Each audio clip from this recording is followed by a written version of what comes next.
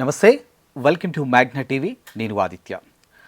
ప్రస్తుతం నడుస్తున్నటువంటి కలియుగంలో యువతంతా పాడైపోతున్నారని, మరి యువతంతా కూడా సత్యయుగంలో ఇలా కాదు బాగుండాలని, సనాతన ధర్మమే మా లక్ష్యం అంటూ బ్రహ్మకుమారీలు సోషల్ మీడియా వేదికగా, ప్రచారాల వేదికగా వారు చేసినటువంటి వ్యాఖ్యలు మనం చూస్తున్నాం.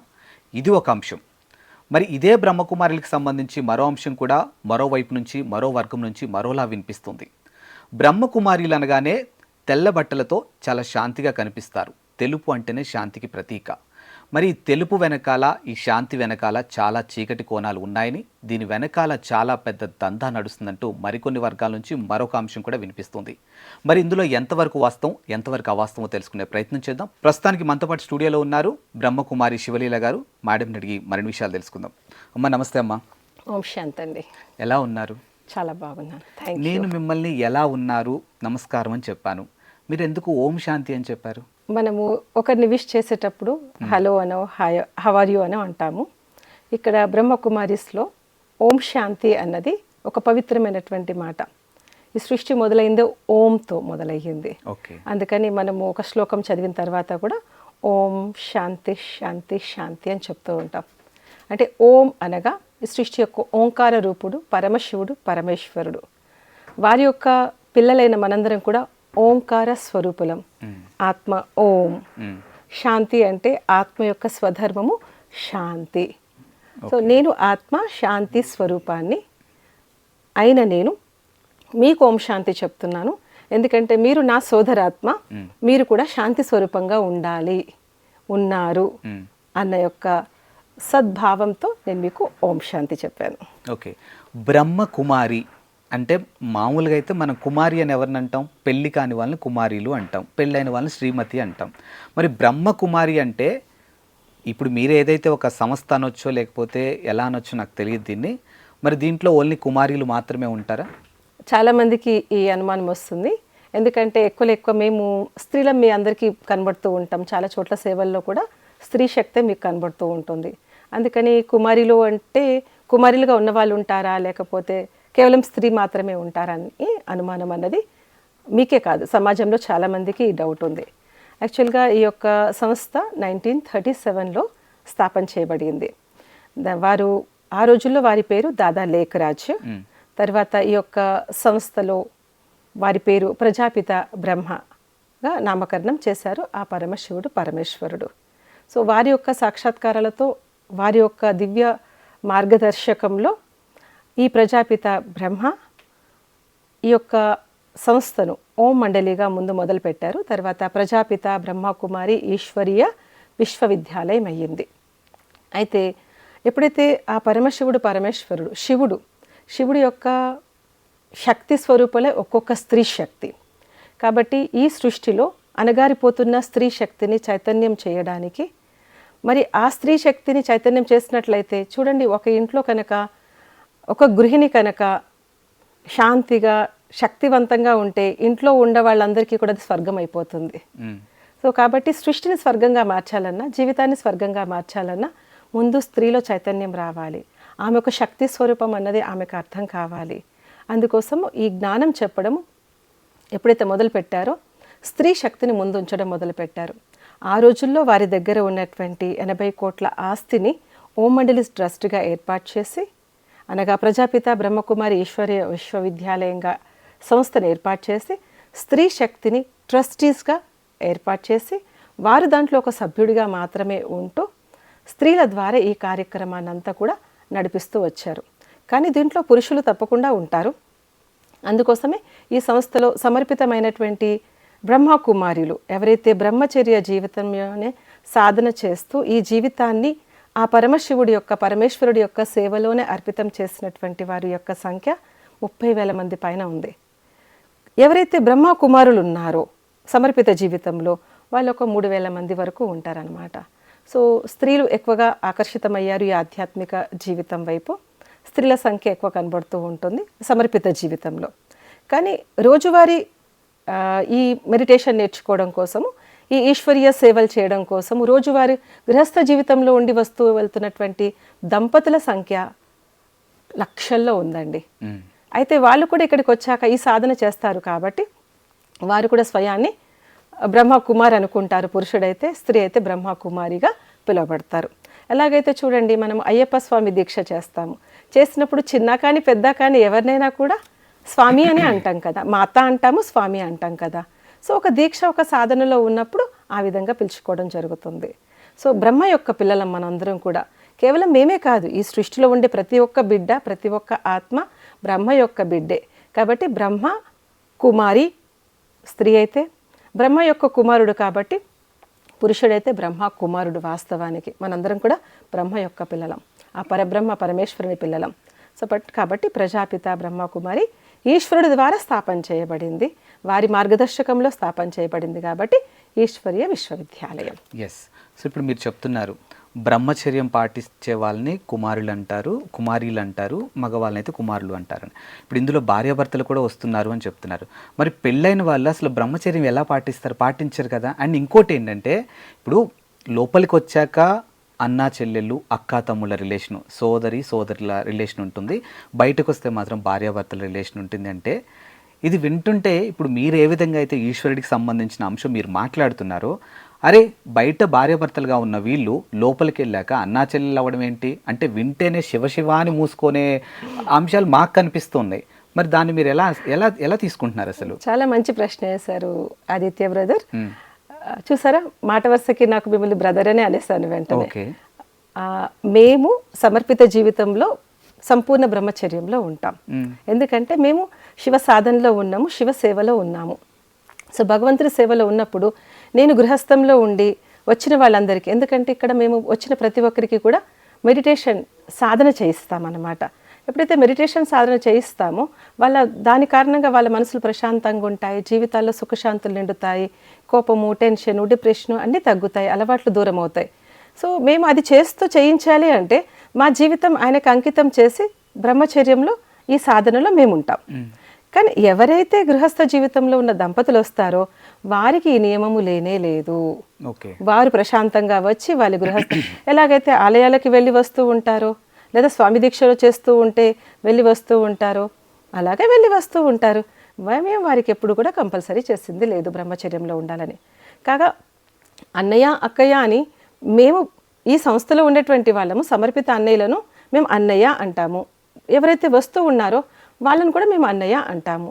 ఒక పవిత్ర భావన ఏర్పడుతుంది ఏదైనా వేరే ఆలోచనతో వచ్చినా కానీ. సో మాకు వాళ్ళందరూ అన్నయ్యలే, ఎందుకంటే మేము జీవితం ఆయనకి ఇచ్చాం కాబట్టి. ఈశ్వరీయ పరివారం మాకు మొత్తం కూడా. సో ఈశ్వరీయ పరివారంలో ఉండే ప్రతి ఒక్కరు కూడా మాకు అన్నయ్య అవుతారు. అదేవిధంగా వాళ్ళు కూడా మమ్మల్ని సిస్టర్ అని భావిస్తూనే పిలుస్తూ ఉంటారు. సో ఇది మాకు మాత్రమే వర్తించేది. దంపతులుగా వచ్చేవాళ్ళు మాత్రము అన్నయ్య అక్కయ్యని పిలుచుకోవడానికి లేదు. కాకపోతే కొద్ది మందికి వచ్చిన కొత్తలో కొంచెం అర్థం కాదు కదా, మేము పరస్పరము సంస్థలో ఉండేటువంటి వాళ్ళని, వచ్చి వెళ్ళే వాళ్ళని మేము ఎలా పిలుస్తామో మమ్మల్ని చూసిన వెంటనే వాళ్ళకేదో ఒక ప్రేరణ కలిగి వెంటనే అన్నయ్య అక్కయ్య అని వాళ్ళు కూడా అనుకోవడం మొదలు పెడతారు. అయితే ఇప్పుడు వాళ్ళకి ఎన్నిసార్లు మేము వారిస్తూ ఉంటాం, అలా పిలుచుకోకూడదు, మీరు గృహస్థంలో ఉన్నారు, మీ జీవిత విధానం వేరు, మా జీవిత విధానం వేరు అని. ఇప్పుడు నేను విశాఖపట్నంలో ఉంటున్నాను, హైదరాబాద్ ఇంటికి వచ్చాను. సో ఇంటికి వస్తే నేను అమ్మగారు నాన్నగారు అని పిలుస్తాను ఇంట్లో, వారినేమి అన్నయ్య అక్కయ్య అని పిలవను కదా నేను. సో ఉంది, ఫ్యామిలీ రిలేషన్ ఉంది, family relation is there. So కొంతమంది కన్ఫ్యూజన్లో వచ్చేసి అలా పిలుచుకుంటున్నారండి. అలా పిలుచుకోవాల్సిన అవసరం లేదు. గృహస్థ మార్గంలో ఉన్నవాళ్ళు బ్రహ్మచర్యంలో వాళ్ళు ఉంటేనే ఇక్కడికి రావాలన్నది లేదు. కొంతమందికి మమ్మల్ని చూడగానే ఒక ప్రేరణ కలుగుతుంది, ఎందుకంటే భగవంతుడు అంటే పవిత్రమైన వాడు. మరి మెడిటేషన్లో ఆయనతో నేను మనసును అనుసంధానం చేస్తే మనసా వాచా కర్మణ పవిత్రంగా ఉంటాను, మరి అటువంటిప్పుడు నేను ఎందుకు ప్రయత్నం చేయకూడదు అని గృహస్థంలో ఉన్న దంపతులు కొంతమంది కొంత ఇష్టంగా వాళ్ళ బ్రహ్మచర్యాన్ని అనుసరిస్తూ ఉంటారు. పక్క అయితే కాదు, మేము చెప్పామన్నమాట, ఖచ్చితం కాదు. ఇది మాకు మాత్రమే బ్రహ్మచర్యం ఖచ్చితం, ఎందుకంటే సాధనలో ఉన్నాం. ఇప్పుడు నేను ఎవరికి అగెనెస్ట్ కాదు, యాజ్ ఏ జర్నలిస్ట్గా, యాజ్ ఏ న్యూస్ యాంకర్గా నేను ఎవరికి అగెనెస్ట్ కాదు. బట్ సొసైటీలో ఏం జరుగుతుంది, సొసైటీలో ఎలాంటి డౌట్స్ ఉన్నాయనేది మా ముందున్న వాళ్ళకి తెలియజేయడంలో ఒక వారధిలా మేము పనిచేస్తూ ఉంటాం. సో ఇప్పుడు సొసైటీ నుంచి వస్తున్నటువంటి ఒక అంశం ఏంటంటే, మీరు అన్నారు బ్రహ్మచర్యం అన్నారు, మేము మా జీవితాన్ని ఈశ్వరుడికి ఇచ్చేసాము అన్నారు. ఒక విధంగా చూస్తే శివుడికి భార్య ఉంది, 2 భార్యలు అంటారు, ఒకటి గంగమ్మ, గంగ తల్లి అండ్ ఇంకొకరు పార్వతీదేవి. ఒకరిని తల మీద పెట్టుకుంటే ఇంకొకరిని తనలోనే సగభాగం ఇచ్చారు. వాళ్ళకు పిల్లలు కూడా ఉన్నారు. ఒకటి వినాయకుడు అవ్వచ్చు, అయ్యప్ప అవ్వచ్చు, మణికంఠ అవ్వచ్చు, సుబ్రహ్మణ్య ఎవరో పిల్లలు ఉన్నారు. మరి ఆయనే కుటుంబ వ్యవస్థని అంత చక్కగా లీడ్ చేస్తుంటే మీరెందుకు బ్రహ్మచర్యం అంటే ఆయన చెప్పారా, నేను నా కుటుంబ వ్యవస్థను నేను లీడ్ చేస్తాను, మీరు బ్రహ్మచర్యం పాటించిందని శివుడు మీకు చెప్పారా? చాలా మంచి ప్రశ్న అడిగారు. ఏ దేవి దేవతల్ని మీరు చూసుకున్నా కానీ వాళ్ళు కుటుంబంతోనే ఉన్నారు, గృహస్థంలోనే ఉన్నారు. కానీ మనము ఆ ఆలయాలకు వెళ్ళి ఆరాధిస్తున్నాం. మనలాగానే కదా స్వరూపం అయితే ఉంది, దేహ స్వరూపమే ఉంది. ఆరాధన దేనికి చేస్తున్నాం? వారిలో ఉన్నటువంటి పవిత్రతా శక్తికి చేస్తున్నాం. మీరు చూసినట్లయితే ప్రతి దేవి దేవత యొక్క జన్మ ఈ మనుషులు ఎలాగైతే కామ వికారంలో వెళ్తే గర్భం ద్వారా జన్మ జరిగినట్టుగా ఎక్కడ దేవి దేవతలకి జన్మ జరగలేదు. వారు ఇప్పుడు విఘ్నేశ్వరినే చూడండి, పార్వతీదేవి తపస్య శక్తితో తయారు చేశారు. రాముడు యొక్క జన్మ, సీత యొక్క జన్మ, హనుమంతుడి యొక్క జన్మ. సో ఈ పవిత్రమైన దేవీ దేవతల జన్మ మానవుల్లాగా వికారాల్లో వెళ్ళి కాదండి, సంకల్ప బలంతో సంకల్ప శక్తితో సాధించారు. అందుకోసమే వాళ్ళకి మనం పూజిస్తున్నాము, ఆరాధిస్తున్నాము. అందుకనే ఆ దేవీ దేవతల్లో ఆ దివ్య శక్తులు, అద్భుత శక్తులు ఉన్నాయి. బికాస్ ఆఫ్ పవిత్రత, ప్యూరిటీ, పవర్. అంటే ఇప్పుడు భార్యాభర్తలు అంటే సెక్స్ ఒక్కటేనా?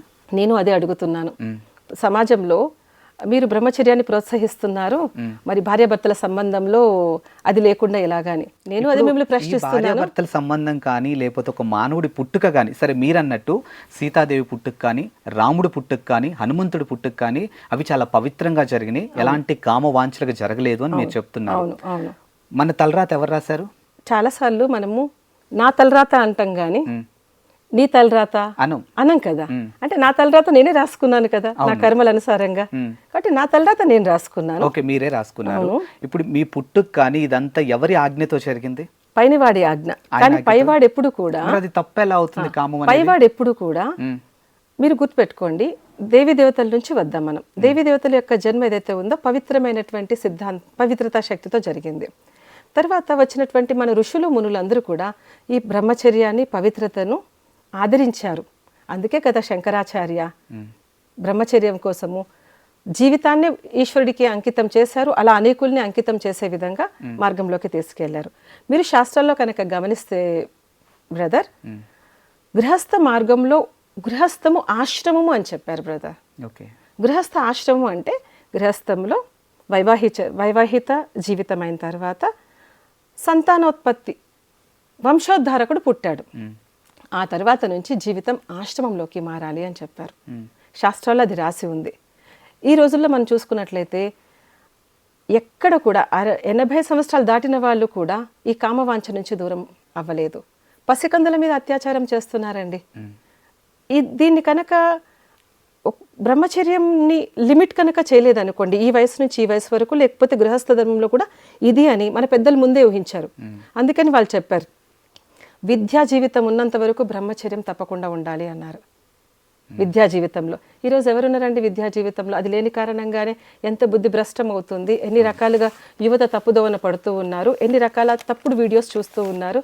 తప్పుడు కర్మలు చేయడానికి 81 సంవత్సరంలో ఒక్క రోజులో 86 రేప్లండి, 86 రేప్స్. భారతదేశంలో ప్రతి 16 నిమిషాలకు ఒక రేప్ అవుతుంది. రోజుకి 86 రేపులు అవుతున్నాయి. వరల్డ్ వైడ్లో ప్రతి 2 నిమిషాలకు ఒక రేప్ జరుగుతుంది. ప్రూఫ్ ఉంది, మీరు చూసుకోండి. ఈ కామ వికారం పెరుగుతూ వెళ్ళిపోయింది అనుకోండి, ఇంకా తర్వాత ఇంకేం చూసేది ఉందో. పసికందుల్ని వదిలిపెట్టట్లేదు, వృద్ధుల్ని వదిలిపెట్టడం లేదు. అందుకే మన శాస్త్రాల్లో మన పెద్దలు ఎంత పద్ధతిపూర్వకంగా చెప్పారు, విద్యా జీవితం ఉన్నంత వరకు బ్రహ్మచర్యంలో ఉండాలి పెట్టారు నియమం. అందుకే గురుకుల పాఠశాలలు పెట్టారు విద్యా జీవితం కోసం. అదేవిధంగా శాస్త్రాల్లో మన పెద్దలు రాశారు, గృహస్థ జీవితంలో వంశోద్ధారకుడు వచ్చిన తరువాత మళ్ళీ బ్రహ్మచర్యాన్ని ఆశ్రమంగా మీరు అనుసరించాలి. వాళ్ళ బాధ్యతలు అన్నీ అయిపోయిన తర్వాత అప్పుడు వానప్రస్థి ఆశ్రమంలోకి మీరు వెళ్ళాల్సి ఉంటుంది, ఎందుకంటే మోక్ష ప్రాప్తిని మీరు పొందాల్సి ఉంటుంది అని. ఇంత చక్కని పద్ధతి ఈ రోజుల్లో ఎక్కడ ఉందండి? ఎవరు నేర్పిస్తున్నారు అసలుకి? సరే, కొద్దిసేపు బ్రహ్మచర్యం గురించి మాట్లాడుకుందాం. మీరన్నట్టు బ్రహ్మచర్యంకి ప్రస్తుతం సొసైటీలో ఉన్న ప్రతి ఒక్క మానవుడు కూడా, ప్రతి ఒక్క జీవి కూడా సపోర్ట్ చేసి, మీరన్నట్టు ప్రతి ఒక్కళ్ళు కూడా బ్రహ్మకుమారులుగాను బ్రహ్మకుమారులుగాను మారితే అసలు జీవి మనుగడ ఎక్కడ ఉంటుంది? ఇంకా చాలా మంచి ప్రశ్న అడిగారు. కానీ ఏది కూడా అందరూ చెయ్యరు కదండి. సిగరెట్ తాగుతారు, దాని మీద రాసి ఉంది కదండి, తాగితే బొమ్మ కూడా వేసి ఉంది, నువ్వు తాగావు అంటే కనుక. జనరల్ గా బ్రహ్మకుమారి యొక్క ఎజెండా అదే అంటారు కదా, ప్రతి ఒక్కరిని కూడా ఈ సంస్థలోకి తీసుకురావాలి, ప్రతి ఒక్కళ్ళు కూడా ఈ మార్గంలో వెళ్ళాలి అనేదే మీ ఎజెండా అన్నట్టుగా ఇప్పుడు చాలా మంది మాట్లాడుతుంటారు కదా. మరి అందరూ వెళ్తే మరి ఏంటి అసలు పరిస్థితి? అందరూ వెళ్తారు అంటే అది నిజంగానే అప్పుడు స్వర్గం అయిపోద్దండి. అది అంత త్వరగా అయ్యేది లేదు, అంత త్వరగా అందరూ రారు. ఎందుకంటే ఈ సంస్థలో సంవత్సరాల కొలది రోజు వస్తున్న వాళ్ళే ఇప్పటికీ బ్రహ్మచర్యాన్ని అనుసరించట్లే. 10 సంవత్సరాల నుంచి వస్తున్న వాళ్ళు ఉన్నారు. మేము మా యొక్క సమర్పిత జీవితంలో, మా సాధనలో బ్రహ్మచర్యం యొక్క మహత్వాన్ని మేము చెప్తున్నాం. అంతేకాక సమాజంలో బ్రహ్మచర్యం యొక్క నియమం పైన కొద్ది శ్రద్ధ వహించండి, కొంత వయసు యొక్క లిమిట్ పెట్టుకోండి. 80 దాటాక కూడా అదే యాతన, 6-7 సంవత్సరాల పిల్లల నుంచి కూడా అదే యాచన. ఇది పద్ధతి కాదు కదా. దీనికంటూ కొద్దిగా ఒక సంయమనం పెట్టండి, ఒక కంట్రోలింగ్ పెట్టుకోండి, ఒక డిసిప్లిన్ లైఫ్లో ఉండండి. మా లైఫ్లో మేము పాటిస్తున్నాం 100%. మీ అందరి లైఫ్లో మేము అది చెప్పటం లేదు. కానీ ఒక డిసిప్లిన్ ఎక్కడుంది? డిసిప్లిన్ని మేము ప్రోత్సహిస్తున్నాం. మాలాగా అందరూ అయిపోవాలి అంటే అది జరగని పని, అది జరగదు కూడా. ఓకే. కాబట్టి నిజంగానే అది జరిగే పని అయితే అండి 88 సంవత్సరాల నుంచి ఉందండి ఆర్గనైజేషన్. మొత్తం వరల్డ్ వైడ్గా మా వాళ్ళని చూసుకున్నా, విశ్వంలో ఉన్న బ్రహ్మచర్య సాధన చేస్తున్న ఋషులు మునులు స్వాములను చూసుకున్నా 40 నుంచి 50 లక్షలు ఉన్నారండి బ్రహ్మచర్యాన్ని అనుసరిస్తున్న వాళ్ళు వరల్డ్ వైడ్, విశ్వవ్యాప్తంగా. ఇన్ని ఇయర్స్ నుంచి వాళ్ళు చెప్తున్నారు, మేము చెప్తున్నాము. సో ఇదంత సులువైన విషయం కాదు. మా అందరి రిక్వెస్ట్ ఏంటి అంటే విద్యా జీవితంలో కంట్రోల్ యువర్ ఆర్గాన్స్, మీ కర్మేంద్రియాలని కంట్రోల్ పెట్టుకో.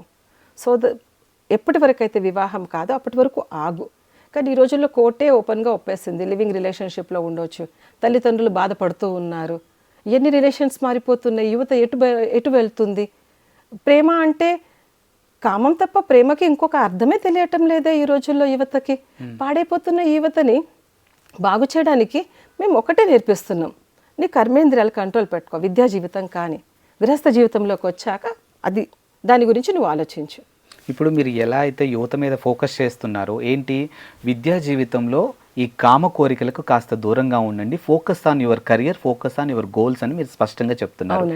ఇదే బ్రహ్మకుమారుల గురించి మరో అంశం కూడా వినిపిస్తుంది. ఎట్ ద సేమ్ టైం అదే యువతకి సంబంధించి, యువతని వీళ్ళ సంస్థలోకి లాగడమే వీళ్ళ ఎజెండా. ఫస్ట్ పాయింట్, వీళ్ళ టార్గెటే యువత. అండ్ సెకండ్ థింగ్ ఏంటంటే యువతని ఎవరైతే, ముఖ్యంగా అమ్మాయిలు ఎవరైతే ఉన్నారో వాళ్ళని ఒక హిప్నటిజం చేయటం, ఈ మెడిటేషన్లు, ఈ యోగాలు, ఈ ఏదైతే సంథింగ్ ఉంటాయో వీటన్నిటిలోకి కంప్లీట్గా వాళ్ళని లాగటం. ఆఫ్టర్ దట్ ఏదో దీని వెనకాల చీకట్లు చాలా జరుగుతున్నాయి అనేది కూడా మరో సైడ్ నుంచి వినిపిస్తుంది. మరి దీనికి మీరేమంటారు? ఇప్పుడు చూడండి, పాడవుతుంది యువత కాబట్టి మొక్కై వంగంది మానై వంగదు. అవును. పాడైపోయిన యువత కోసం మా అందరికీ చింత ఉంది, వాళ్ళని ఎలా బాగు చేయాలని. కానీ మేము చిన్న చిన్న పిల్లలుగా ఉన్నప్పటి స్కూల్స్ కాలేజెస్కి కూడా మేము వెళ్తున్నాం.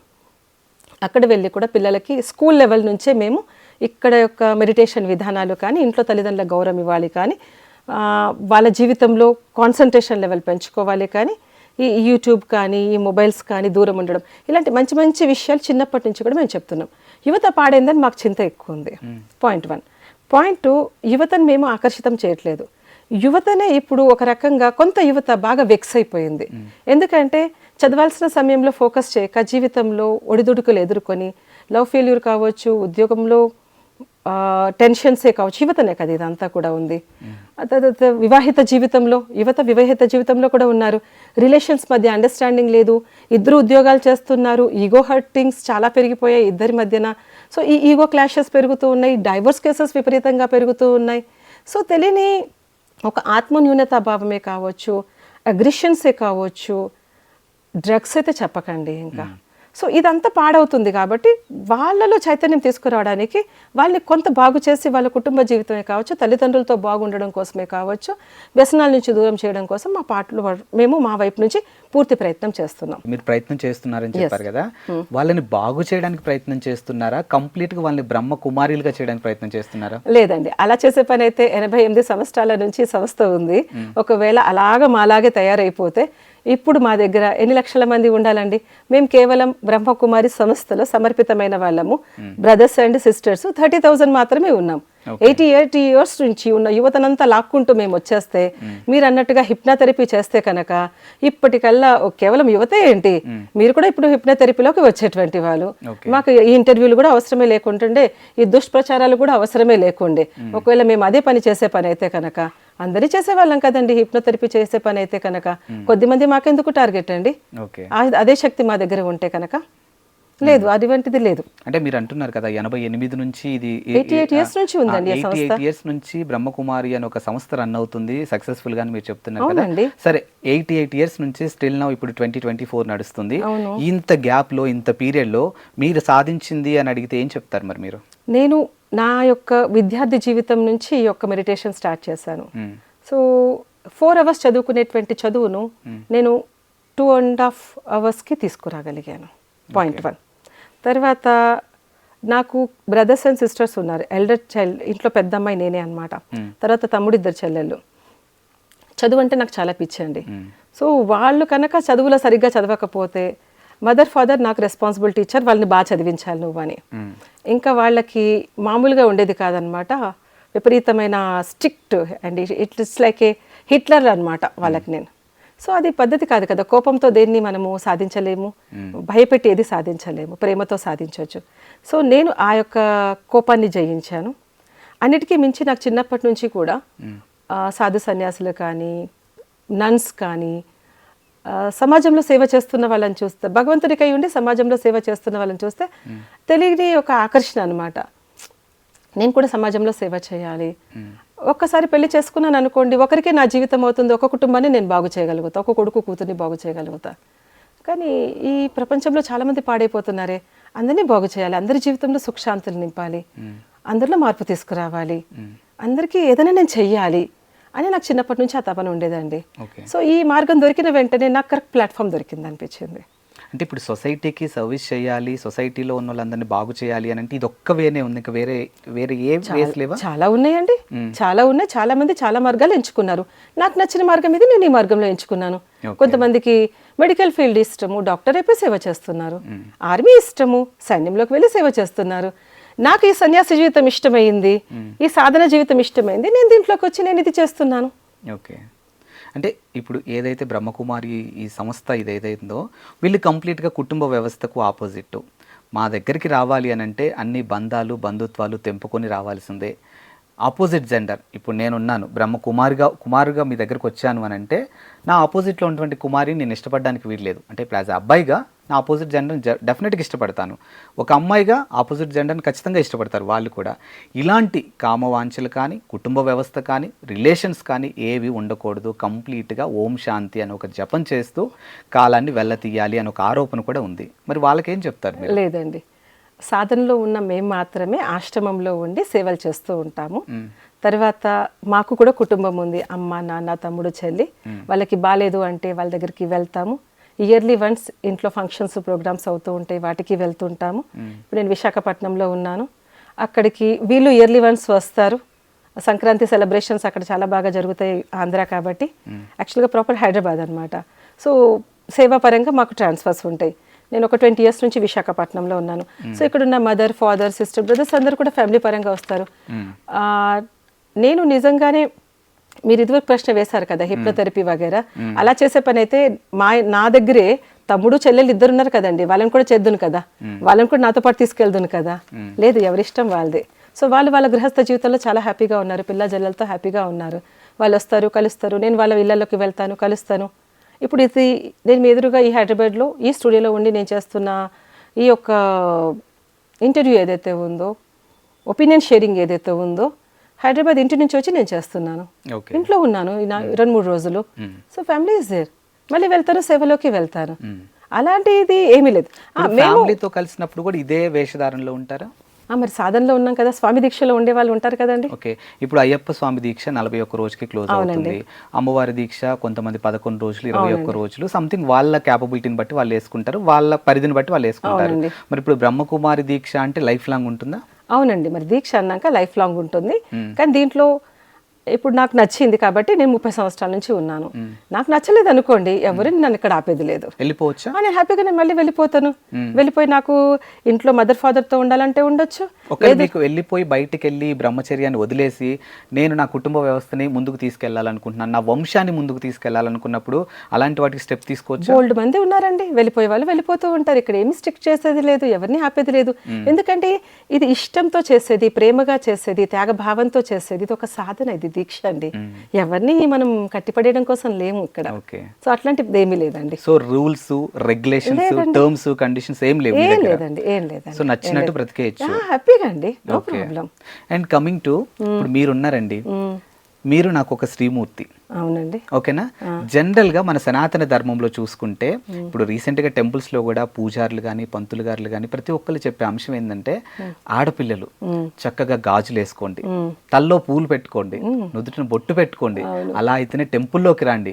మన సనాతన ధర్మాన్ని ఆడపిల్లలు డ్రెస్సింగ్ స్టైల్లో కానీ ఇలా మర్చిపోతున్నారు.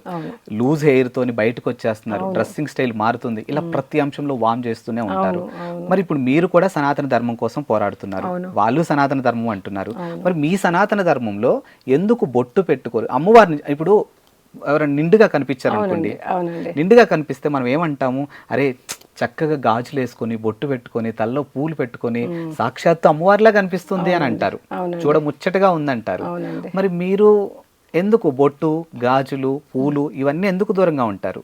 నేను మిమ్మల్ని ఒక ప్రశ్న స్ట్రేట్ గా అడుగుతున్నా. అడగొచ్చు. ఇవన్నీ నేనేం వేసుకోలేదు, కానీ నేను రాగానే మీరు నమస్కారం అండి అన్న. అది నా సంస్కారం. మీ సంస్కారం, మీ లోపల థాట్ నా ప్రతి ప్యూర్ థాటే ఉంది కదా. 100%. Very good. సో నేను ఇవన్నీ వేసుకున్నా వేసుకోలేదు, నేను వీటి క్లారిటీ మీకు ఇస్తాను. నేను ఇవన్నీ వేసుకున్నా వేసుకోకపోయినా నా ప్రతి మీకు ఒక దివ్య భావం అయితే కలిగింది కదా. సో మేము ఈ డ్రెస్లో ఉండి లోపల ఉన్న దివ్యత్వంతో ఎదుటి వాళ్ళకి అనుభూతిని కలిగింపచేస్తున్నాం. పాయింట్ 1. 2, ఇవన్నీ ఏవైతే వేసుకోవాలన్నది మా దగ్గర ఎవరైతే గృహస్థ జీవితంలో ఉన్నారు కదా వాళ్ళకి మేమైతే ఖచ్చితంగా చెప్తాం. అన్నిటితో నిండుగా పూలు పెట్టుకోండి, బొట్టు పెట్టుకోండి, గాజులు వేసుకోండి, నిండుగా తయారవ్వండి. ఈవెన్ వాళ్ళ ఆలయాల్లో సేవ చేయడం కోసం వెళ్ళేటప్పుడు కూడా క్లియర్గా చెప్తాం. మీరు సెంటర్కి వస్తే ఇష్టమైతే వైట్ డ్రెస్లో రండి క్లాస్కి, మెడిటేషన్ క్లాస్కి, అది మీకు ఇష్టమైతే. కానీ మీరు సేవకి వెళ్తున్నప్పుడు మాత్రం పూర్తిగా మీరు రంగు బట్టల్లో ఉండండి. అది మేము ఖచ్చితం చేయమన్నమాట, వైట్ డ్రెస్లో వాళ్ళు ఉండాలని. సో గృహస్థ జీవితంలో ఉండేవాళ్ళు చక్కగా మీరు చెప్పినట్టుగానే అమ్మవారిలాగానే నిండుగా ఉంటారు. అయితే ఇక్కడ మీరు చూసుకున్నట్లయితే ఈ అలంకారాలు ఏవైతే ఉన్నాయో మేమేమో బ్రహ్మచర్య సాధనలో ఉన్నాం. ఆకర్షణకి మేము దూరంగా ఉండాలి, ఒకరిని ఆకర్షింప చేయడానికి కానీ మా యొక్క ఆకర్షణ విధానంలో కానీ సాధనలో ఉన్నాం. ఇప్పుడు ఇది కూడా ఆకర్షణే కదమ్మా. అంటే ఇప్పుడు ఒక్క నిమిషం, మనం ఇక్కడ ఇంతమంది ఉన్నాం, మీరున్నారు, నేనున్నాను, నా కెమెరామ్యాన్స్ ఉన్నారు, మీ తరపున వచ్చినటువంటి వాళ్ళు ఉన్నారు, ఇంతమంది ఇక్కడ ఉన్నారు కదా. నాకు మీరు ఒక్కళ్ళే యూనిక్ గా కనిపిస్తున్నారు అంటే ఇది ఒక ఆకర్షణే కదా. పై నుంచి కింద వరకు నిండుగా తెల్ల డ్రెస్ తో చాలా శాంతిగా కనిపిస్తున్నారు. మరి నా కెమెరామెన్ కనిపించట్లేదు శాంతిగా? నాకు very good, very good. So ఈ డ్రెస్ సెన్సే శాంతికి, పవిత్రతకి గుర్తు. ఇప్పుడు నేను కనుక అవన్నీ అలంకారాలు వేసుకున్నాను అనుకోండి, భౌతిక అందం నాది ఇంకా పెరుగుతుంది. సో భౌతిక అందం పెరిగింది అంటే దృష్టిలో ఎదుటి వాళ్ళకి లోపం వచ్చే అవకాశం ఉంది. కాగా మేము త్యాగ భావన చేసేసి ఏమని చెప్తాము, సింపుల్ లివింగ్, హై థింకింగ్ అంటాం. సో భావాలు, ఉన్నతమైన భావాలతో కలిగి మా జీవితం మేము ఇక్కడ సేవలో ఉన్నాం కాబట్టి, సాధనలో ఉన్నాం కాబట్టి మేము ఈ విషయాల్లో ఆకర్షణలోకి మేము వెళ్ళకూడదు, ఇవన్నీ వేసుకొని వేరే వాళ్ళని మేము ఆకర్షింపకూడదు. సంస్థ యొక్క విధి విధానాలు, డిసిప్లిన్స్లలో ఇది ఒకటి మాకు ఉందన్నమాట. మా ఇప్పుడు నేను ఈ ప్రశ్న మిమ్మల్ని ఇలా అడుగుతున్నానని తప్పుగా అస్సలు అనుకోవద్దు. బట్ సొసైటీలో ఉన్నటువంటి ప్రశ్నలు మీ ముందుకు తీసుకొచ్చాను ఒక యాంకర్ గా నేను. సో అలానే చూడండి మీరు దీన్ని. ఇప్పుడు మీరు అంటున్నారు ఎదుటి వాళ్ళని ఆకర్షించడం మాకు ఇష్టం ఉండదు అండ్ మాకంటూ కొన్ని రూల్స్, మాకంటూ కొన్ని టర్మ్స్ ఉన్నాయని మీరు మాట్లాడుతున్నారు. ఇప్పుడు నేనున్నానమ్మా, ఇప్పుడు సోషల్ మీడియా వేదికగా చూసుకుంటే నాకు పొద్దున్న లేచిన కాంచి సాయంత్రం వరకు రకరకాల మెసేజ్లు వస్తూ ఉంటాయి. బికాజ్ వాళ్ళు నన్ను ఎలా చూస్తారు అంటే ఒక యాంకర్ గా చూస్తారు, వ్యక్తిగతంగా ఏంటనేది వాళ్ళకి అనవసరం. అరే వీడు ఒక ప్రొఫైల్ యాంకర్ గా ఉన్నాడు, కెమెరాలో కనిపిస్తున్నాడు, మేకప్ వేసుకుంటాడు, అందంగా ఉంటారు, మేబీ నాకు అవ్వచ్చు, లేకపోతే లేడీ యాంకర్లకు అవ్వచ్చు, సినిమా ఆర్టిస్టులకు అవ్వచ్చు, రకరకాల మెసేజ్లు వస్తూ ఉంటాయి. ఇప్పుడు అంత మాత్రాన మేము వాళ్ళని ఆకర్షిస్తున్నామని అంటాం, మేము ఒప్పుకుంటాం. కానీ ఏమంటారు తెలుసా, ఇప్పుడు ఇదే విషయం మా వాళ్ళకి ఎవరికని చెప్తే, అరే వాళ్ళు చేస్తారా, నీ సెల్ఫ్ కంట్రోల్ ఎక్కడికి వెళ్ళింది? Right. నువ్వు జాగ్రత్తగా ఉండు అని అంటారు. Right, right. ఇప్పుడు మీ విషయానికి వస్తే కూడా ఎదుటి వాళ్ళని ఆకర్షించకపోవడం అనే విషయం పక్కన పెడితే మీ రూల్స్ ప్రకారం అంటే మీరు ఎక్కడైనా కంట్రోల్ తప్పుతారనే ఏంటి అసలు ఇదంతా మరి? లేదు లేదు, మేము కంట్రోల్ తప్పితే ఈ జీవితంలో ఉండం బ్రదర్. ఎందుకంటే మీకు నేను మా జీవితంలో ఒక విషయమే నేను మీకు చెప్పాను, బ్రహ్మచర్యం ఒకటే చెప్పాను. కానీ దాన్ని బియాండ్ దట్ ప్యూరిటీ అని ఉందన్నమాట, పవిత్రత అని ఉంది. పవిత్రత అంటే ఏంటి? మనసుతో కూడా నేను మీ గురించి కంప్లీట్ సోదర భావంతోనే, నా దృష్టిలో కూడా మీ గురించి సోదర భావం, నా మాటల్లో కూడా మీ గురించి మర్యాద భావము, నా కర్మల్లో కూడా మీ ప్రతి మర్యాద భావము, ఆంతరికంగా కానీ బాహ్యంగా కానీ. ఆ హై లెవెల్ ప్యూరిటీలో బ్రహ్మచర్యం ఒక పార్ట్ మాత్రమే మనం మాట్లాడుకున్నాం. ఓకే. సో మేము ఆ హై లెవెల్ ప్యూరిటీ ఉండేటువంటి వాళ్ళము, ఈ కంట్రోల్ తప్పడాలు లేకపోతే అలాంటి ఆలోచన వచ్చిందా, అలాంటి జీవితం కనుక నేను కోరుకున్నానా, ఇక్కడైతే ఉండాల్సిన అవసరమే లేదు. దానికి ఎలాగో సెలవు ఇచ్చారు కదా మాకు సంస్థ వాళ్ళు, నేను వెళ్ళిపోతాను. ఓకే. సో కాబట్టి ఆ భయం మాకైతే లేదు. కానీ సంస్థ యొక్క పద్ధతుల్లో ఎలాగైతే ఒక ఆర్మీ ఉన్నారు, ఆర్మీ వాళ్ళకు ఒక డ్రెస్ కోడ్ ఉంది, ఒక పద్ధతి ఉంది, ఒక విధానం ఉంది. వాళ్ళు ఎలాగంటే వాళ్ళగా మేము టీషర్ట్స్ వేసుకొని, మేము జీన్స్ వేసుకొని మేము యుద్ధానికి వెళ్తాము అంటే కుదరదు కదా. సో ఒక దానికి ఒక పద్ధతి, ఒక విధి ఉంది. అలాగే మా యొక్క సంస్థ పరంగా మాకు ఈ యొక్క పద్ధతి, విధి, discipline life, discipline dress, disciplines ఉన్నాయి అన్నమాట. ఓకే. అండ్ కమింగ్ టు బ్రహ్మకుమారీల గురించి మరో అంశం చూసుకుంటే, సనాతన ధర్మం కోసం పోరాడుతున్నారు, దాన్ని యాక్సెప్ట్ చేయొచ్చు. కానీ ముఖ్యంగా చూసుకుంటే మరి ఇప్పుడు ఈ డివోషనల్కి సంబంధించిన అంశంలో బ్రహ్మకుమారీలు ఆగస్టు 26 కానీ లేకపోతే ఆగస్టు 15 కానీ జనవరి 26 కానీ ఈ రాఖీ పండగలు ఇలాంటి సందర్భాల్లోనే ఎక్కువగా బయట కనిపిస్తారు తప్పితే వీళ్ళు ఏదో ఒక టెంపుల్కి వచ్చినట్టు కానీ, టెంపుల్లో ఎక్కువగా సర్వీస్ చేస్తున్నట్టు కానీ, టెంపుల్లో ఎక్కడ వీళ్ళు పూజలు చేస్తున్నట్టు కానీ ఎక్కడ కనిపించరు. ఎందుకు మరి అసలు? యాక్చువల్గా మేము పూజలకి వ్యతిరేకము కాదు, తీర్థయాత్ర చేయడానికి, పుణ్యక్షేత్రాలకు వెళ్ళడానికి వ్యతిరేకం కాదు. ఎందుకు, నేనే స్వతహాగా సోమనాథ ఆలయం చూశాను, తిరుపతికి వెళ్ళాను, భారతదేశంలో కంచి కామాక్షి, కన్యాకుమారి, బోల్డ్ ఆలయాలు నేను తిరిగాను, దర్శనం చేసుకున్నాను, తప్పేం లేదు. మేము అలా చేయకూడదని ఎవరికి చెప్పము, ఏ పూజలు వద్దనము, విగ్రహారాధన వద్దని చెప్పము. కాకపోతే పండుగలు బయటికి కనపడే పండుగలు ఏవైతే ఉన్నాయో రాఖీకి మాత్రం మేము బాగా బయట కనబడతాం. ఎందుకంటే అందరికీ రాఖీ కడుతూ 2 తాళ్ళు ఉంటాయి దాంట్లో, ఒకటి పరమాత్మ, ఒకటి ఆత్మ. సో ఆయన బంధంలో మనం ఉంటే ఆయన మిమ్మల్ని రక్షిస్తాడు అని అనుభవం చెప్పడానికి. తర్వాత కేవలం ఒక సోదరితో మాత్రమే బంధించబడ్డది కాదు రాఖీ. ఎందుకంటే కట్టించుకున్న వాళ్ళు అనకాపల్లిలో ఉంటే, కట్టిన వాళ్ళు అమెరికాలో ఉంటే ఎవరికెవరు రక్షిస్తారు, ఎవరు చూసుకుంటారు. అండ్ ఈ రోజుల్లో రాఖీ పండుగకు చూసుకున్నట్టయితే నువ్వు ఎంత ఇస్తే నేను ఎంత నీకు కట్టాలా వద్దా, నువ్వు క్రితంసారి నాకు ఎంత ఇచ్చావు, ఇప్పుడు ఎంత ఇస్తావు. సో ఒకలాంటి జహా ప్యార్ హే వహా వ్యాపార నహి, ప్రేమ ఉన్న చోట వ్యాపారం ఉండొద్దు కదా. సో ఇది ఓన్లీ బ్రదర్ సిస్టర్ రిలేషన్ కాదు. అండ్ ఇది కేవలం హిందూ ధర్మ పండుగ కాదు, విశ్వ సౌభ్రాతృత్వాన్ని, విశ్వ సోదర భావాన్ని నెలకొల్పే పండగ. మన భగవంతుడు మనందరికీ ఒకటే రక్షకుడు, మనందరం ఒకటే కుటుంబ సభ్యులం, ఒక భావంతో ఉండాలని. సో అది మేము ఎక్కువ కనబడుతూ ఉంటాం. కానీ శివరాత్రి కూడా మేము బాగా చేస్తాము, దీపావళి పండుగ బాగా చేస్తాము, తర్వాత దసరా పండుగ చాలా బాగా చేస్తాం, రావణ్ణి పెట్టి రావణ్ణి కాలుస్తాం మేము కూడా. కానీ బయట రావణ్ణి కాల్చినట్టుగా కాల్చాం, మేము ఏదో కాల్చేస్తాం పండుగ అయిపోయింది అని. మా పండుగలో ఆధ్యాత్మిక రహస్యం ఉంది, లోపల ఉన్నటువంటి రావణ్ణి కాల్చాలి అంటాం అన్నమాట.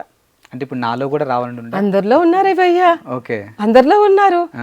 మనలో కాము, క్రోధు, లోభు, మోహ, అహంకార, ఈర్ష, ద్వేష, కుట్ర, కుళ్ళు, కుతంత్రం, బాధ, ఏడుపు, దుఃఖం, అశాంతి. Ravan means what? దుఃఖం. సో లోపల దుఃఖం లేదా? దుఃఖం ఉంది అంటే రావణుడు ఉన్నాడనే కదా, లోపల నుంచి దుఃఖ పెడుతున్నాడు కదా. సో ఆ రావణుడిని నేను కాలుస్తాను, నాలో ఉన్నటువంటి వ్యసనాలు, అవగుణాలు అనేటువంటిది కాలుస్తాను. సో రావణ్ణి కాల్చేటప్పుడు అది ఒక పద్ధతి పూర్వకంగా మనము సెలబ్రేట్ చేసుకుంటాం. అలాగే మహిషాసుర మార్ధిని, లోపల ఉన్నటువంటి రాక్షసుని మనము ఆయన యొక్క శక్తి తీసుకొని, దీపావళి ఎంత మంచి అర్థం ఉందండి దీపావళిలో. కృష్ణుడు స్పృహ తప్పిపోయారు, సత్యభామ నరకాసురుని వధ చేశారు. అండ్ ఎంత బ్యూటిఫుల్ థీమ్ ఉంది. భగవంతుడికి ఎప్పుడైతే మనము సరెండర్ అవుతామో ఆయన నాకు హెల్ప్ చేస్తలేరు అన్నట్టు కనబడుతుంది, కానీ ఆయన నాలో శక్తి నింపి ఎటువంటి పరిస్థితుల్లోనైనా ఆయన నాకు గెలుపునిస్తారు. సో ప్రతి పండగకి ఆధ్యాత్మిక రహస్యం ఉంది. మేము ఆధ్యాత్మిక రహస్యాలు తెలియచేస్తూ దీపావళి రోజు అన్ని ఆశ్రమాల్లో చక్కగా లైట్లు వెలిగిస్తాము, స్వీట్లు తయారు చేస్తాము, వచ్చిన వాళ్ళందరికీ స్వీట్లు పంచుతాము. దసరా రోజు మేము సెలబ్రేట్ చేసుకుంటూ ఉంటాము.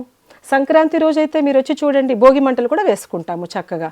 కానీ ఉట్టిగా భోగి మంటల్లో ఉన్న ఇంట్లో ఉన్న చెత్తే కాదు, పేపర్ మీద రాసి మాలో ఉన్న చెత్త కూడా దాంట్లో వేస్తాం. కాలనీలో ఉండే వాళ్ళందరికీ రమ్మని చెప్తాం, మీరు కూడా రండి, మీలో ఉన్న చెత్త అగ్నికి వేయండి, అగ్ని పవిత్రం చేస్తుంది కదా. సో అత్త సైతంగా మేము పండుగలు జరుపుకుంటామండి. ఓకే. ఎస్. సో ఇప్పుడు మీ మీద పర్టికులర్గా బ్రహ్మకుమారిల మీద సొసైటీలో చాలా రకాలైనటువంటి ఎలిగేషన్స్ అవ్వచ్చు, ఆరోపణలు అవ్వచ్చు, మీరు కూడా చూస్తూనే ఉన్నారు. మరి మీ దాంట్లో నుంచి కొన్ని ఇయర్స్గా పనిచేసాము, మరి అక్కడ నుంచి మేము బయటకు వచ్చేసాము.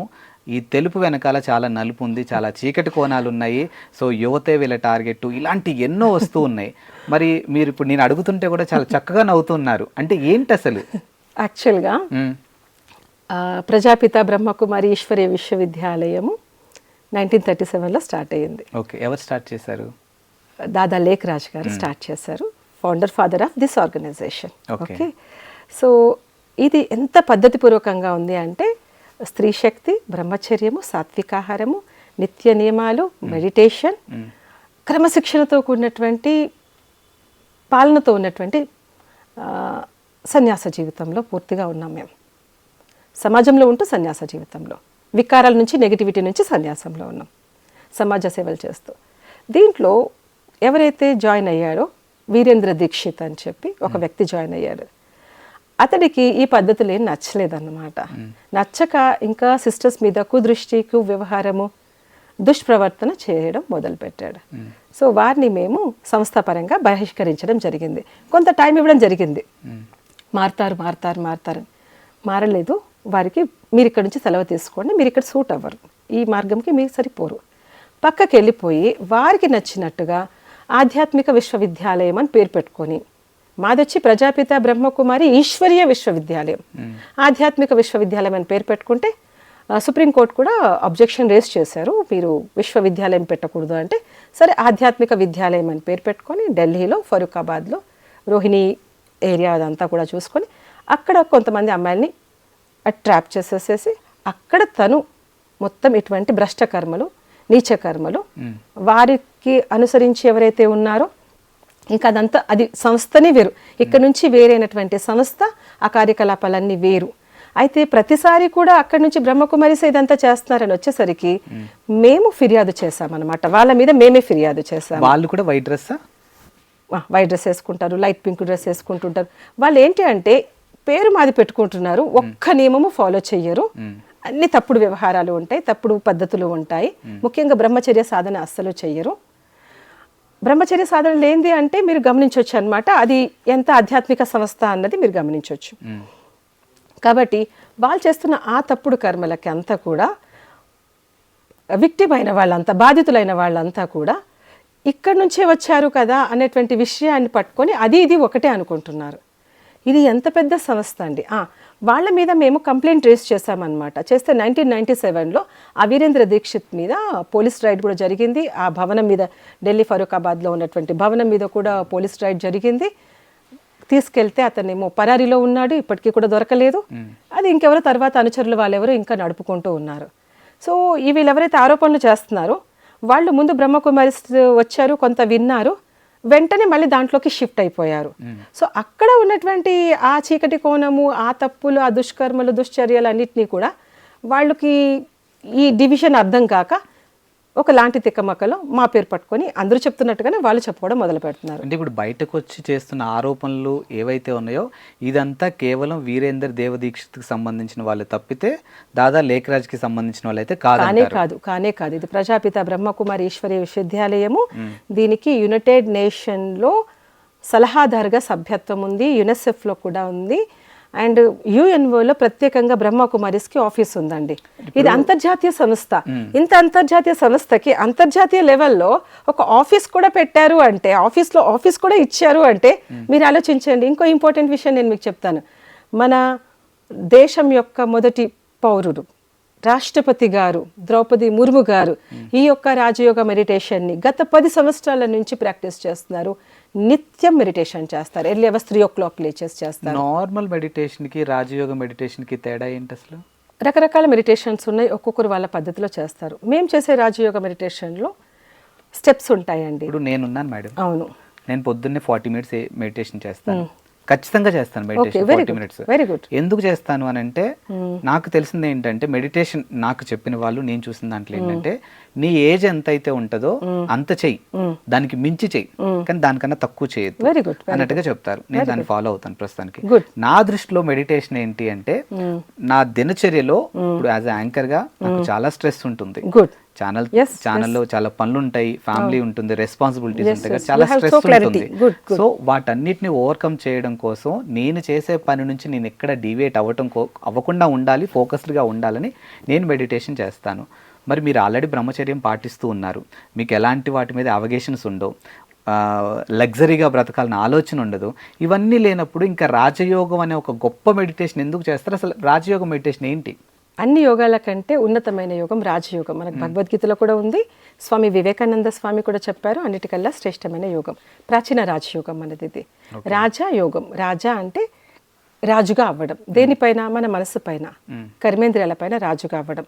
యోగం అంటే ఏంటి? Connection, communication, relation. ఎవరితో? నేను ఒక అల్పశక్తి కలిగి ఉన్నటువంటి ఒక మానవాత్మను, ఆ పరమాత్మతో, పరమేశ్వరుడితో, పరంశక్తితో నేను అనుసంధానం చేస్తే ఆయన ఎనర్జీ నాలో నిండితే రోజంతా ఆయన ఎనర్జీతోనే నేను కార్యాలన్నీ కూడా చేస్తాను. సో ఆ కార్యాలు చేసేటప్పుడు, ఎందుకంటే ఆయన ఎవరు? శాంతి సాగరుడు, ప్రేమ సాగరుడు, సర్వశక్తివంతుడు. ఆయన శక్తి నాలో నిండిందంటే నేను రోజంతా కార్యాలు శాంతిగా చేస్తాను, ప్రేమగా చేస్తాను, శక్తివంతంగా చేస్తాను. నా జీవితంలో కావాల్సింది శాంతి, శక్తి, ప్రేమగా ఉండడమే కదా కావాలి నాకు. అది నాకు మాత్రమే సరిపోయే విధంగా కాకుండా నేను చేసే ప్రతిదీ, ఒక అగరబత్తి వెలిగిస్తే ఆ సుగంధం ఎలాగైతే అంతటా వ్యాపిస్తుందో, అదేవిధంగా మనం చేసే ప్రతి ఆలోచన మన నుంచి, ఇక్కడి నుంచి మొదలయ్యి, ఎలాగైతే ఒక నిశ్చలమైన నీటిలో రాయి వేస్తే, కొలనులో రాయి వేస్తే ఎలాగైతే తరంగాలు పుట్టుకొస్తాయో, ఇక్కడ నుంచి మనం చేసే ప్రతి ప్రశాంతమైన ఆలోచన నా యొక్క శరీరాన్ని దాటుతూ నా నుంచి ఇంకా ఇంకా ఇంకా వ్యాపిస్తూ ఒక రేంజ్ వరకు ఒక ఆరా ఏర్పడుతుంది, ఒక ప్రభామండలి ఏర్పడుతుంది. సో మెనీ మెడిటేటర్స్ కూర్చొని ఇలా మెడిటేషన్ చేస్తూ ఉంటే అందరి ఆరా వరల్డ్కి అంతా టచ్ అయింది అనుకోండి, ఆ వైబ్రేషన్లో, ఈ వైబ్రేషన్ యొక్క సుగంధంలో వాళ్ళ జీవితాలన్నీ శాంతిగా, ప్రేమగా, శక్తివంతంగా ఉంటాయి కదా. సో వాళ్ళు గృహస్థ జీవితంలో ఉన్నారు, కొంతమంది చేస్తున్నారు, కొంతమంది చేయలేకపోతున్నారు. ఈ వైబ్రేషన్ ఎఫెక్ట్ వాళ్ళని కొంత శాంతపరుస్తుంది, వాళ్ళని కొంత శక్తివంతంగా ఉంచుతుంది. సో విశ్వం కోసం మేము మెడిటేషన్ చేస్తూ ఉంటాం. Okay, fine. ఇప్పుడు మీరు ఏదైతే చెప్పారో ఇట్స్ గుడ్. వీరేంద్ర దేవదీక్షకు సంబంధించిన అంశంలో అవన్నీ ఫేక్ అని, లేకపోతే వాళ్ళ దగ్గర ఈ చీకటి కోణంలో జరుగుతున్న, నేను అన్నట్టు చీకటి కోణాలని అక్కడ జరుగుతున్నాయి, మా దగ్గర జరగట్లేదని మీరు చెప్తూ ఉన్నారు. మరి ఇప్పుడు మీకు సంబంధించిన అంశంలో బీకే శివాని మీద కూడా కొన్ని ఆరోపణలు వస్తూ ఉన్నాయి, ఇప్పుడు వాళ్ళ మీద కూడా కొన్ని ఎలిగేషన్స్ చేస్తూ ఉన్నారు బయటకు వచ్చిన వాళ్ళంతా. మరి దీనికి ఏం సమాధానం చెప్తారు? బీకే శివాని చాలా ప్యూర్ సోల్ అండి. ఈ యొక్క ఆర్గనైజేషన్లో అంతర్జాతీయ స్పీకర్. వారికి 28 years క్రితమే ఈ మెడిటేషన్ కోసం క్లారిటీ వచ్చింది. వచ్చిన వెంటనే అప్పటికి ఎంగేజ్మెంట్ కూడా అయ్యిందనమాట. సో ఆమెకి ఇప్పుడు ఒక్కొక్కరిది ఒక్కొక్క చాయిస్ కదండి. ఆర్మీలో వెళ్ళాలనుకున్న వాళ్ళు ఎవరు ఆపుతారు? ఆర్మీలో ఎవరు ఆపలేరు. అలాగే ఎంగేజ్మెంట్ అయ్యాక వారి యొక్క వివాహం చేసుకునే వారి దగ్గరికి వెళ్ళి, నాకు ఆలోచన మారింది, నేను రిక్వెస్ట్ చేస్తున్నాను, నాకు ఈ లైఫ్లో వెళ్ళి ఉండాలని ఉంది, ఎందుకంటే దీంట్లో బ్రహ్మచర్యం ఉంది, నాకు సాధన చేయాలని ఉంది, రిక్వెస్ట్ చేశారు. వారి కాబోయే హస్బెండ్ హీజ్ ఓపెన్ మైండ్. నేను మిమ్మల్ని ఏ మార్గంలో ఎలా మీరు ఉండాలనుకుంటున్నారో మీరు ఉండండి, నాకు మన వివాహిత జీవితంలో నేను మీ గురించి ఏమీ ఆశించట్లేదు, నాకు మీ గురించి ఏమీ అక్కర్లేదు, మీ లైఫ్ మీరు లీడ్ చేసుకోండి. స్టిల్ నౌ 28 years వాళ్ళు చక్కగా గృహస్థ జీవితంలో ఉంటూ బ్రహ్మచర్య సాధన చేసుకుంటూ వారు అన్ని దేశ విదేశాల్లో. నాకు ఒకటి అర్థం కావట్లేదు, కన్ఫ్యూజ్గా ఉంది, చెప్పండి. వినడానికి వింతగా ఉంది, చెప్పండి. ఇప్పుడు మీరు అన్నారు 28 years పెళ్లి చేసుకున్నారు, లైఫ్ లీడ్ చేస్తున్నారు, గృహస్థంలో చాలా బాగున్నారు అంటారు, మళ్ళీ బ్రహ్మచర్యం ఏంటండి? పెళ్ళైనాక బ్రహ్మచర్యం ఏడికెళ్ళి వస్తుంది ఇంకా అసలు? అదే కదా, ఆ మ్యాజిక్ మీకు ఈ మెడిటేషన్లోనే ప్రాక్టీస్ చేస్తేనే తెలుస్తుంది. అందరికీ అవ్వదు అసలుకి, అంత ఈజీ కాదు. ప్రాక్టీస్నే ఒక హిప్నటిజం అని, ఒక దందా అని అంటున్నారు. అదే చెప్పాను కదా, నాకు 2 చెల్లెలు తమ్ముడు ఉన్నారు, నిజంగానే అదే హిప్నటిజం చేసే పని అయితే వాళ్ళని నేను వేసుకోవద్దును. వాళ్ళ చేత కూడా ఇలాంటి దందా అన్న వర్డ్ మాత్రము ఈ ఆధ్యాత్మిక సంస్థకి అస్సలు ఉపయోగించరాదు. అవునా? ఎందుకంటే అది వీరేంద్ర దీక్షిత్ వాళ్ళకి మీరు కావాలంటే ఆ పదాన్ని వాడుకోండి, కానీ ఇక్కడ మాత్రం మీరు ఉపయోగించడానికి అన్నారు లేదు. నాకు ఒక చెల్లి ఉంది, నాకు ఒక తమ్ముడు ఉన్నాడు, వాళ్ళని తీసుకొస్తాను అని అన్నారు. అవును. మేబీ మీ తోడబుట్టిన వాళ్ళు అంటే మీ బ్లడ్ కదా, అవునండి. మీకు ప్రేమలు మీకు ఆప్యాయతలు ఉంటాయి కదా. ఇప్పుడు నేనున్నానండి, అవును. ఫస్ట్ నేను బాగుండాలనుకుంటా, నా కుటుంబం బాగుండాలనుకుంటుంది, నా తర్వాత నా రిలేటివ్స్ బాగుండాలనుకుంటా, లేదా నా స్నేహితులు బాగుండాలి అనుకుంటాను. కానీ ఫస్ట్ ప్రయారిటీ ఫ్యామిలీయే కదా. అవునండి. మేబీ అందుకనే మీరు మీ తమ్ముడిని మీ చెల్లిని తీసుకురావట్లేదేమో దీంట్లో. ఇప్పుడు వాళ్ళు నాతో బాధపడతారు, ఏమని? అక్కయ్య నువ్వు వెళ్ళిన రోజు మమ్మల్ని కొంచెం గట్టిగా చెప్పింటే నీలాంటి సుఖశాంతివంతమైన ఈశ్వరు యొక్క సేవలో సమాజ సేవలో ఉన్న నీ జీవితాన్ని, ఇంత ప్రశాంతమైన జీవితాన్ని మేము కూడా పొందేవాళ్ళం కదా, ఆ రోజు మీరు మాకెందుకు ఫోర్స్ చేయలేదు, మాకెందుకు మీరు అర్థం చేయించలేదు అని వాళ్ళ గృహస్థ జీవితంలో. ఎందుకంటే ఈనాటి గృహస్థ జీవితంలో ఓపెన్గా మాట్లాడుకుందామండి, వైఫ్ అండ్ హస్బెండ్ మధ్యన పూర్వం ఉన్న అభిమానాలు, ఆప్యాయత, అనురాగాలు లేవు. గివ్ అండ్ టేక్ నడుస్తుంది. ఎక్కడైతే గివ్ అండ్ టేక్ ఉంటుందో డెఫినెట్లీ ఆ రిలేషన్లో స్ట్రగుల్ ఉంటుంది, టెన్షన్ ఉంటుంది. ఇంకా ఎవరికి వాళ్ళు సక్సెస్ వైపు పరిగెడుతుంటారు కాబట్టి ఒకరినొకరు పట్టించుకునేంత టైం కూడా ఉండదు. సో డెఫినెట్లీ గృహస్థ జీవితంలో కూడా చాలా కాంప్రమైజ్ అయి నడుచుకోవాల్సి ఉంటుంది. సో అలా గృహస్థ జీవితంలో ఉండేవాళ్ళు కొంత టైం మా దగ్గరికి వస్తే మెడిటేషన్ చేస్తే ప్రశాంతంగా ఉండాలి అనుకుంటున్నారు. అలాంటిది మా సిస్టర్స్ ఎవరైతే ఉన్నారో గృహస్థ జీవితంలో ఉన్నారు, కొద్దిసేపు నాతో గడిపితే చాలా ప్రశాంతతను వాళ్ళు అనుభవం చేస్తుంటారు. చేస్తూ మమ్మల్ని కూడా ఇలాంటి జీవితంలో ఉంటే ఎంత బాగుండని వాళ్ళు రిక్వెస్ట్ కూడా చేస్తున్నటువంటి రోజులు అనేక సందర్భాలు ఉన్నాయి. ఇదే ఈ ఒక్క లైనే బయట చాలా ఒక వ్యతిరేకతని ఎదుర్కోవాల్సి వస్తుంది. మీరు ఎందుకో చెప్పనా, ఇప్పుడు మీరు అన్నారు నాతో కొద్దిసేపు టైం స్పెండ్ చేస్తేనే చాలా ప్రశాంతంగా ఉంటుంది, పీస్గా ఉంటుంది, మమ్మల్ని కూడా ఆ వేలోకి ఎందుకు తీసుకెళ్ళలేదు అని మాట్లాడుతున్నంటే this is all about hypnotism అనే వేలో మాట్లాడుతున్నా. అవునండి. ఇప్పుడు మనం ఆలయానికి వెళ్తాము, ఆలయంలోకి వెళ్ళాక కాసేపు ప్రశాంతంగా ఉండాలనిపిస్తుంది కదా, అనిపిస్తుందా లేదా? ఎందుకని అక్కడ పవిత్ర భావాలు ఉన్నాయి, ప్రశాంతత ఉంది. అలాగని ఆలయంలో పూర్తిగా ఉండిపోం కదండి. అలాగే మా దగ్గరకు వచ్చిన వాళ్ళు కూడా ఉన్న కాసేపు ప్రశాంతంగా హాయిగా ఉంది, కాస్త రిలాక్స్ అయ్యామంటారు, మెడిటేషన్ ప్రాక్టీస్ చేస్తారు, వాళ్ళ ఇళ్లలోకి వెళ్ళిపోతారు. ఓకే, సరే. మీతో మమ్మల్ని ఎందుకు తీసుకెళ్ళలేదు, మేము మీతో ఉంటే బాగుంటాము అన్న వాళ్ళకి మీరు ఏం సమాధానం చెప్తారు? వాళ్ళు తయారు చేసుకున్న వాళ్ళ కర్మరాత, వాళ్ళ బంధం ఉంది, వాళ్ళకి కార్మిక అకౌంట్స్ ఉన్నాయి, లెక్కలు ఉన్నాయి, అవి క్లియర్ చేసుకోవాలి. చేసుకుంటూ మీరు మెడిటేషన్ చేసుకోండి. ఎందుకంటే లాక్స్ ఆఫ్ పీపుల్ రెగ్యులర్ గా వస్తున్నారు, ఉద్యోగ వ్యాపారాలు వ్యవహారాలు చేసుకుంటూ. ఈ యొక్క ఆర్గనైజేషన్ లో రెగ్యులర్ గా వస్తున్న వాళ్ళు లక్షల మంది డాక్టర్లు ఉన్నారు, లాయర్లు ఉన్నారు, ఇంజనీర్స్ ఉన్నారు, వ్యాపారస్తులు ఉన్నారు, రకరకాల ఉద్యోగం చేస్తున్న వాళ్ళు ఉన్నారు. నేను చెప్పాను కదా, మన రాష్ట్రపతి మేడం ద్రౌపది ముర్ము గారు ఎంత బాగా మెడిటేషన్ చేస్తారు అంటే, వారి యొక్క 10 years క్రితము చాలా లో ఫీల్ అయినటువంటి టైంలో బ్రహ్మకుమారిస్ వెళ్ళి పలకరించడం కోసం వెళ్ళారు. చాలా లో ఫీల్ టైం నడుస్తుంది వారిది.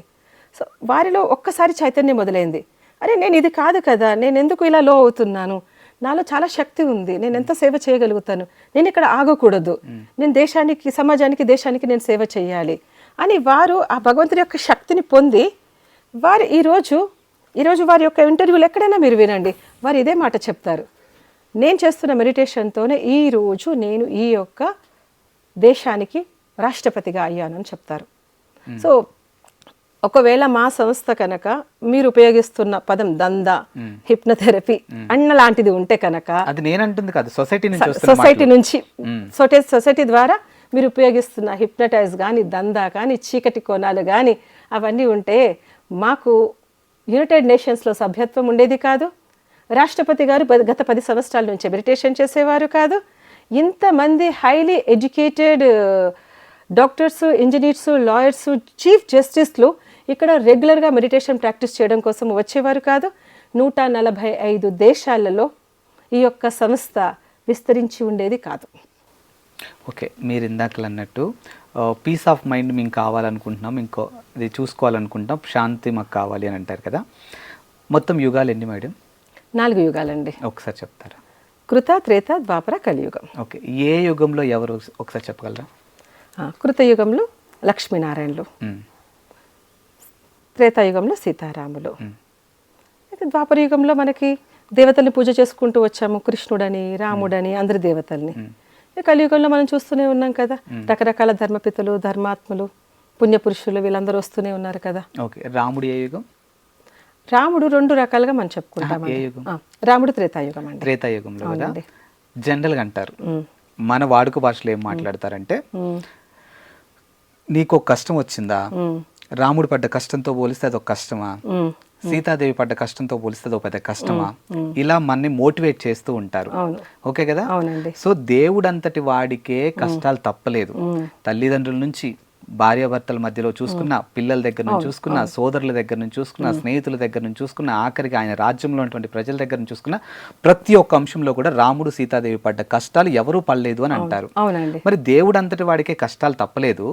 మరి మీరు మనుషులు, మేము మనుషులు అండి, మనుషులకి కష్టాలు ఉంటాయన్న సంగతి మీకు తెలుసు.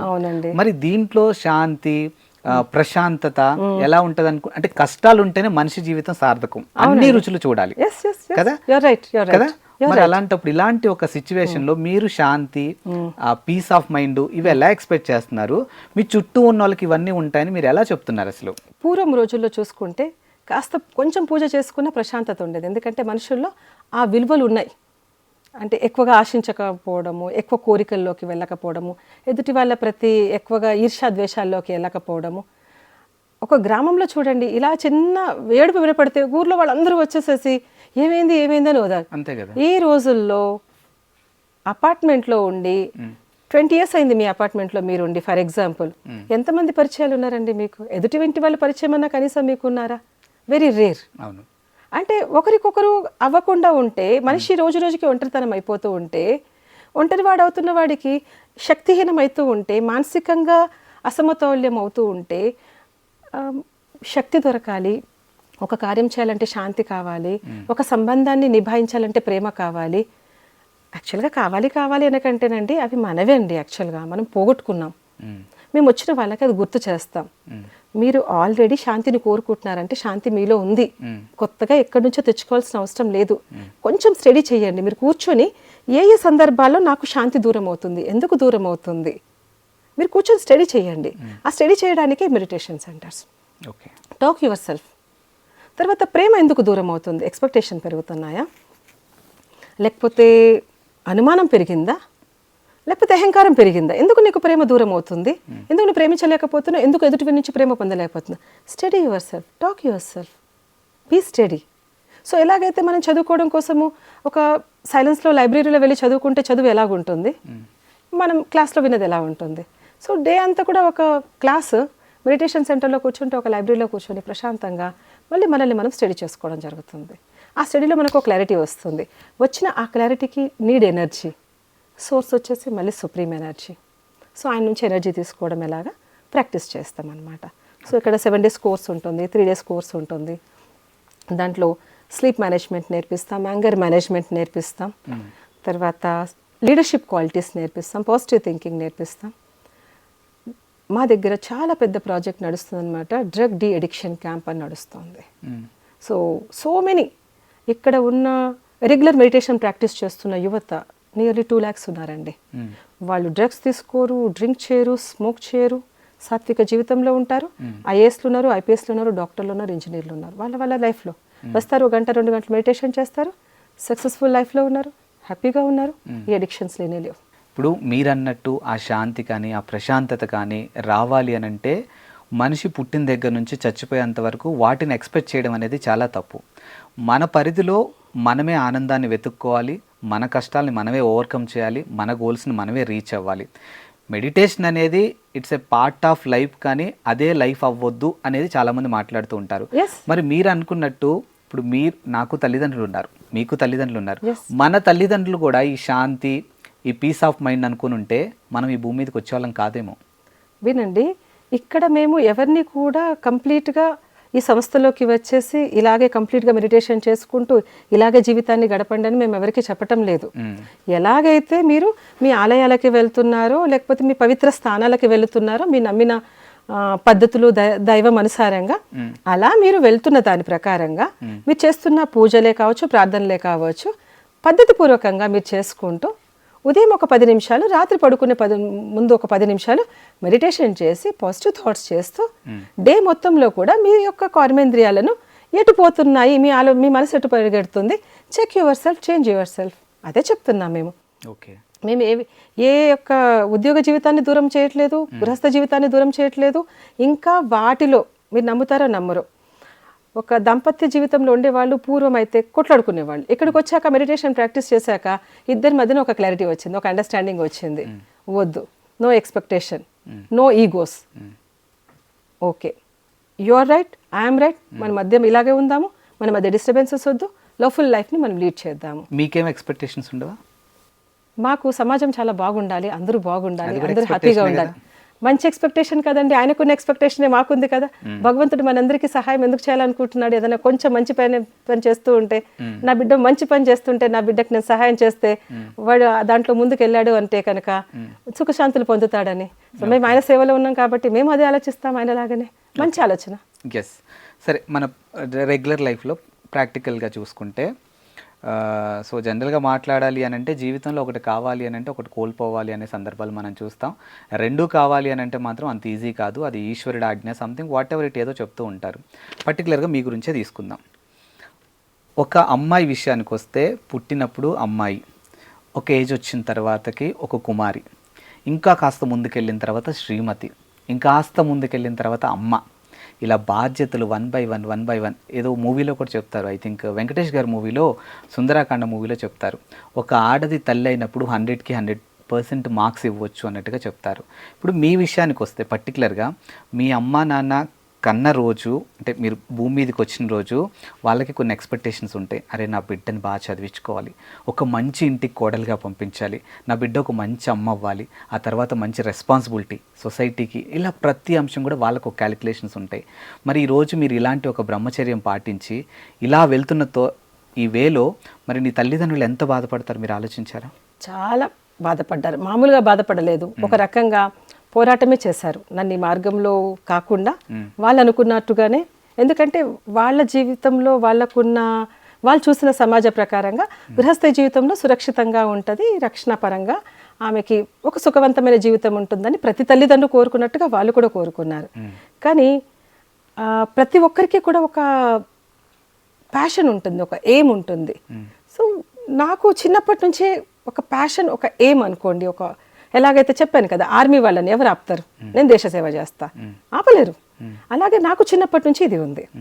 అయితే మీరు అన్న చూడ అమ్మ అన్నమాట, అది ఎక్కడ సొసైటీకి విరుద్ధంగా అనిపించట్లే. ఇది ఈ పాయింట్ ఆఫ్ వ్యూలో చాలా మంది కొన్ని సొసైటీకి విరుద్ధంగా చూస్తున్నారు కదా. మరి అయితే మరి పూర్వం రోజుల్లో ఎవరైనా సన్యాసి అయి వెళ్తే కనుక ఎంత గొప్పగా ఊరంతా వారికి మొక్కేవారు. ఎందుకండి, పురుషుడికేమో సన్యాసి అంటే మొక్కుతున్నారు, లేక స్త్రీ ఈ మంచి మార్గంలో నడుస్తూ ఉంటే ఇక్కడ కూడా మళ్ళీ వైవిధ్యమైన స్త్రీ పురుష అంటే స్త్రీ పుట్టుక అనేది ఎన్నో జన్మల పుణ్యం అమ్మా. మీకు తెలుసో తెలీదో నాకు తెలియదు, కానీ మీకు చెప్పే అందులోని కాకపోవచ్చు. బట్ స్త్రీ పుట్టుక అనేది నిజంగా ఎన్నో జన్మల పుణ్యం. ఎందుకని ఒక్క నిమిషం, ఒక కుటుంబాన్ని డెవలప్ చేయాలన్నా కూడా ఏంటమ్మా, జస్ట్ అంటే ప్రాక్టికల్ గా మాట్లాడాలంటే ఒక మగాడిచ్చే ఒక చిన్న డ్రాప్ తోని ఒక కుటుంబ వ్యవస్థనే స్త్రీ తీసుకురాగలదు. అంత శక్తి సామర్థ్యం ఉన్న ఆదిపరాశక్తి అంటారు కదా. మరి ఇప్పుడు మీ విషయానికి వస్తే నేను 100 మార్క్స్ మీకు ఇవ్వాలి అని అంటే ఇప్పుడు మీ తల్లిదండ్రులు మీకు 100 మార్క్స్ 100 కాదు, మీరు ఇప్పుడు నేను చెప్పిన మాట వింటే కనుక మీరు నాకు 1 crore మార్క్స్ ఇస్తారు. అవునా? సరే చెప్పండి. ఇప్పుడు ప్రతి స్త్రీకి ఏముంటుంది, కుటుంబ వ్యవస్థను కుటుంబ వ్యవస్థ తయారవ్వాలి సుఖశాంతులతో. ఈ సమాజంలో ఎంతమంది తల్లులు వాళ్ళ పిల్లల విషయంలో యాతన పడుతున్నారు. వాళ్ళని ఇంత చిన్నవాడిని కూడా మొబైల్ కంట్రోల్ చేయలేకపోతున్నారు పిల్లాడి చేత. ఎదిగిన పిల్లాడి చేత లవ్ బ్రేకప్లు, ఫెయిల్యూర్లు, డ్రగ్స్, స్పీడ్ డ్రైవ్లో యాక్సిడెంట్లు, ఈ రోజుల్లో బెట్టింగ్లు. మరి ఏ తల్లి కూడా తన బిడ్డని కంట్రోల్ చేయలేకపోతుంది. ఈ తల్లులము ఒక్కొక్క బిడ్డని మేము కంట్రోల్ చేస్తున్నాం. మాకు అంటే కూడా ఆ తల్లికి ఒకటే బిడ్డ అండి, మాకు చాలా మంది బిడ్డలండి. ఓకే, మీరు ఎన్ని మార్కులు ఇస్తారు ఇప్పుడు నాకు? అందరికీ అమ్మాయి అయితే మీరు? అవునండి, అందరి జీవితాలు బాగు చేస్తున్నాం. ఎంతమంది, నేను ఈ 30 సంవత్సరాల్లో ఎంతమందికి సూసైడ్ టెండెన్సీని దూరం చేశాను తెలుసా మీకు? ఎన్ని డైవర్స్ కేసెస్ని దూరం చేశానో తెలుసా? ఎంతమంది అడిక్షన్స్ ఫ్రీ లైఫ్ చేశామో తెలుసా? నేను ఒక్కదాన్ని వేలల్లో లెక్క పెట్టొచ్చు, నేను వందలు చెప్పొచ్చు. ఇలాంటి ప్రతి బ్రహ్మకుమారి ప్రతి సేవా స్థానంలో కొన్ని వందల మంది యువతను కావచ్చు, వివాహమైనటువంటి వాళ్ళ జీవితంలో డైవర్స్ని కేసెస్ని దూరం చేయడం కావచ్చు. ప్రతి ఒక్కరూ ఒక మంచి తల్లి అయ్యి సమాజంలో ఇంకా కుటుంబ వ్యవస్థ ఇంకా గట్టిగా ఉండాలి, ఇంకా బాగుండాలి, ఇంకా అందరితో సుఖశాంతులతో ఉండాలి, అందరు మీరు కలిసిమెలిసి ఉండాలి అని మేము ఆ తల్లి చేయలేని ప్రయత్నము మేము చేస్తున్నాము, మేము సాధిస్తున్నాం, మేము రిజల్ట్స్ మీకు చూపిస్తాం. ఇప్పుడు మీరు నాకు ఆన్ కెమెరా నా ఇంటర్వ్యూలో మీరు చెప్తున్నారు కుటుంబ వ్యవస్థను మేము ఇంకా డెవలప్ చేయబోతున్నాము అండ్ సొసైటీకి మేము చెప్తున్నాం, ఒక విధంగా చెప్పాలంటే మేము ఒక వారియర్స్ లా పనిచేస్తున్నాము అని మీరు చెప్తున్నారు. కానీ అట్ ద సేమ్ టైం ఇప్పుడు ఇది బ్రహ్మకుమారులకు సంబంధించిన అంశంలో అసలు కుటుంబ వ్యవస్థను చెడగొడుతున్నారు, కన్నెపిల్లల్ని తీసుకెళ్ళిపోతున్నారు, అబ్బాయిలను మార్చేస్తున్నారు, అసలు కుటుంబం మీద ఆశ లేకుండా వాళ్ళని ఒక ట్రాన్స్లోకి తీసుకెళ్ళిపోతున్నారు, ఇలాంటి అంశాలు వినిపిస్తూ ఉన్నాయి. మరి ఇప్పుడు దీనికి సమాధానం మీరు ఏం చెప్తారంటే ఇప్పుడు వీరేంద్ర దేవదీక్షిత్ లాంటి వాళ్ళ వల్లే మాకు ఇలాంటి పేరు వస్తుందంటారా, ఏం చెప్తారు అసలు మీరు? మేము కుటుంబ వ్యవస్థను కాపాడడానికే ఉన్నాము. ఈ యొక్క అపవాదులు ఏవైతే ఉన్నాయో వాళ్ళ జీవితాలు పాడైపోతున్నాయి, ట్రాన్స్లోకి తీసుకెళ్తున్నారు, హిప్నోథెరపీ చేస్తున్నారు, ఇదంతా వచ్చేసి విడిపోయిన సంస్థలు, మా దగ్గర నుంచి విడిపోయిన సంస్థల వల్ల వాళ్ళు చేస్తున్నటువంటి పనులు. మా దగ్గర మాత్రం నేను బెస్ట్ ఎగ్జాంపుల్ మీ దగ్గర ఉన్నాను, మీ ఎదురుగానే ఉన్నాను, అమ్మ నాన్నలతో కలిసే వచ్చాను, ఈరోజు స్టూడియోకి కూడా మా నాన్నగారితో కలిసే వచ్చాను నేను. ఓకే, మరి నేను కుటుంబ వ్యవస్థ నుంచి నేను ఎక్కడ దూరమే అవ్వలేదే. ఈరోజు స్టూడియోకి నాన్నగారితో కలిసి వచ్చాను, బ్రదర్తో కలిసి వచ్చాను, నేను కుటుంబ వ్యవస్థలోనే ఉన్నాను. మళ్ళీ సేవకి వెళ్తున్నాను. నిజంగా మేము ఇదివరకు అడిగిన ప్రశ్న మళ్ళీ చెప్తున్నాను, మేము నిజంగా అదే పని చేసే పని అయితే ఈరోజు ఈ యొక్క వాళ్ళు ఏదైతే ఎదుర్కొంటున్నారో మా ప్రతి ఏదైతే అపవాదులు చేస్తున్నారో అది నిజం చేసే పని అయితే ఇప్పుడు వరల్డ్ అంతా కూడా మా ట్రాన్స్లోనే ఉండేది కదండి, మీరు కూడా మా ట్రాన్స్లోనే ఉండేవాళ్ళు, ఎంత బాగుండేది. ఒకవేళ మేమే అదే పని చేసేది అయితే కనుక మేమందరినీ మా ట్రాన్స్లోకి తీసుకొచ్చుకునే వాళ్ళం కదా. ఒకరిద్దరే ఎందుకు, మొత్తం కలిపి చూస్తే విశ్వంలో ఈ బ్రహ్మకుమారిస్ని ఫాలో చేస్తున్న వాళ్ళు ఎంత పద్ధతిపూర్వకంగా ఉండాలి, గుప్పడి మందే ఉన్నారండి, గుప్పడి మందే వారియర్స్, సైనికులు కూడా గుప్పడి మందే దేశాన్ని కాపాడుతున్నారు. అండ్ కమింగ్ టు మీ లైఫ్ చూసుకుంటే ఇప్పుడు చిన్న కర్చీప్ కొనాలన్నా కూడా లేకపోతే ఒక చిన్న పానీపూరి ఏదన్నా ఒకటి మన కడుపుకు తినాలంటే కూడా ఇప్పుడు లివింగ్ కాస్ట్ అనేది చాలా ఓవర్గా అయిపోయింది బికాస్ ఆఫ్ మారుతున్న టెక్నాలజీ అవ్వచ్చు, లేకపోతే మన చుట్టూ ఉన్న పరిస్థితులు అవ్వచ్చు, మనం సంపాదించేదానికి మనం ఖర్చు పెట్టేదానికి అసలు సంబంధం లేకుండా అయిపోతుంది. అలాంటిది ఇలాంటి ఒక లైఫ్ని లీడ్ చేయడానికి మార్నింగ్ ఎక్కడో ఇప్పుడు నేను వస్తున్న నా స్టూడియో నుంచి నా ఇంటికి దగ్గర ఇక్కడ నుంచి దాదాపు ఒక 20 కిలోమీటర్లు, అక్కడ నుంచి పడిలేస్తూ ఇక్కడ వరకు వస్తున్నాను బికాస్ ఆఫ్ నా రెస్పాన్సిబిలిటీ కాబట్టి ఫ్యామిలీని లీడ్ చేయడం. మరి ఇవన్నీ నేను డబ్బులు సంపాదించడం కోసమే నేను చేస్తున్నాను, నా ప్యాషన్ అవ్వచ్చు, బట్ నా వృత్తిలో మరి మీ విషయానికి వస్తే ఇప్పుడు మీరు వేసుకునే బట్టలు అవ్వచ్చు, మీరు తీసుకునే ఆహారం అవ్వచ్చు, వీటన్నిటికీ ఇప్పుడు సొసైటీలో సేవ అనుకుంటూ వెళ్తూ ఉంటే మీకు ఫుడ్ కానీ పడుకోవడానికి షెల్టర్ కానీ లేకపోతే తాగడానికి నీళ్లు కానీ ఇవన్నీ ఎక్కడి నుంచి వస్తున్నాయి మరి మీకు? Very good question. చాలా మందికి అనుమానం ఉందన్నమాట వీళ్ళకి ఫైనాన్స్ ఎక్కడి నుంచి అవుతుంది అని. ఎస్, యాక్చువల్గా ఒక బ్రహ్మకుమారి మెడిటేషన్ సెంటర్ ఓపెన్ అవ్వాలి అంటే మేము సపోజ్ ఇప్పుడు నేను విశాఖపట్నంలో ఉన్నాను, ఒక మెడిటేషన్ సెంటర్ ఓపెన్ చేయాలి అని చెప్పేసి ఏదైనా మేము ప్రయత్నం మొదలు పెడుతూ ఉంటే ఇక్కడ ఎవరైతే సిస్టర్ ఉన్నారో వాళ్ళని అపార్ట్మెంట్లో వెళ్ళి వాళ్ళకి ప్రాక్టీస్ చేస్తూ ఉంటారు. చేయగా వాళ్ళకి అనిపిస్తుంది ప్రతిరోజు మీరు రావడం ఎందుకు, ప్రతిరోజు మేమందరం అక్కడి వరకు రావడం మాకు వీలు అవ్వదు, కాబట్టి ఇక్కడే ఒక ఫ్లాట్ మేము తీసుకుంటాము, మీరు ఇక్కడే మెడిటేషన్ సెంటర్ ఓపెన్ చేయండి, ఖర్చులన్నీ మేము మీకు చూసుకుంటాము, because you are our child, మీరు మా బిడ్డతో సమానము, కాబట్టి ఈ విధంగా మేము సేవలో పార్టిసిపేట్ చేస్తాము అని చెప్పి అలాగా సంస్థలు చిన్నగా ఓపెన్ అవుతాయి. పెద్ద ప్రోగ్రామ్స్ ఏమన్నా అవుతూ ఉంటాయి. రీసెంట్గా మనకి శాంతి సరోవరంలో ఎడ్యుకేషనల్ కాన్ఫరెన్స్ జరిగింది. సో కాన్ఫరెన్స్ జరుగుతుంది అని చెప్పగానే ఆ కాన్ఫరెన్స్కి కావాల్సినటువంటి ఖర్చు ఏదైతే ఉంటుందో, కాన్ఫరెన్స్లో ఏం కావాల్సి ఉంటుంది, పెన్ బుక్ కావాల్సి ఉంటుంది, భోజనం యొక్క ఖర్చు ఉంటుంది. సో పెన్ బుక్ భోజనం ఖర్చు సంబంధించి ఏవైతుందో ఈ రోజుల్లో అన్నదానం అంటే అందరికీ ఇష్టమే కదండి. సో కాన్ఫరెన్స్ వచ్చే వాళ్ళందరికీ ఒకరు పెట్టుకున్నారనమాట, ఓకే నేను భోజనం కోసము చూసుకుంటాను, ఒకరు పెన్ బుక్ కోసం చూసుకున్నారు, ఒకరు ఇంకొక ఫైల్ మెటీరియల్ దగ్గర మేము రేట్ తక్కువ చేసి ఇస్తామని. సో ఎవరికి వాళ్ళు వాలంటరీగా, ఎందుకంటే వీళ్ళైతే జీవితం ఇచ్చే వచ్చారు కదా, మా దగ్గర ఉన్న డబ్బుని మేము కాస్త సేవలో పెట్టడం మాకేం పెద్ద విషయం కాదు అసలుకి అని చెప్పేసి వాళ్ళకి పెద్ద విషయం కాదు. కాగా ప్రతి మెడిటేషన్ సెంటర్లో ఒక హుండీ ఉంటుందన్నమాట. మేము ఎవరికి కూడా ఫోర్స్ చేయము, ఎవరి దగ్గర కూడా డబ్బు అడగము, డబ్బు కోసము ఎవరిని కూడా మేము వెంటపడం, వాళ్ళకి ఇష్టంగా ఆ హుండీలో వచ్చేసి వేస్తూ ఉంటారు.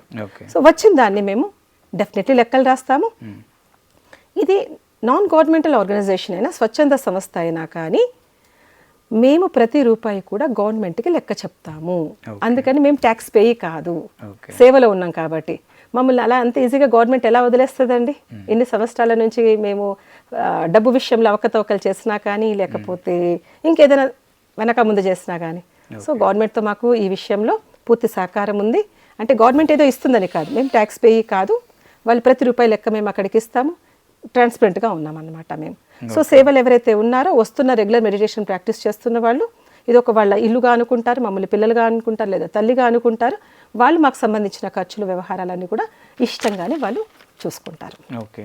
అండ్ కమింగ్ టు బ్రహ్మకుమారికి సంబంధించిన విషయం చూసుకుంటే ఇప్పుడు జ్ఞానేంద్రియాలు అంటే మన ఇంద్రియాలు కంట్రోల్లో ఉంచుకోవడం, లేకపోతే సాత్విక ఆహారం తీసుకోవడం, ఇలాంటి రూల్స్ కొన్ని మాకు తెలిసినవి.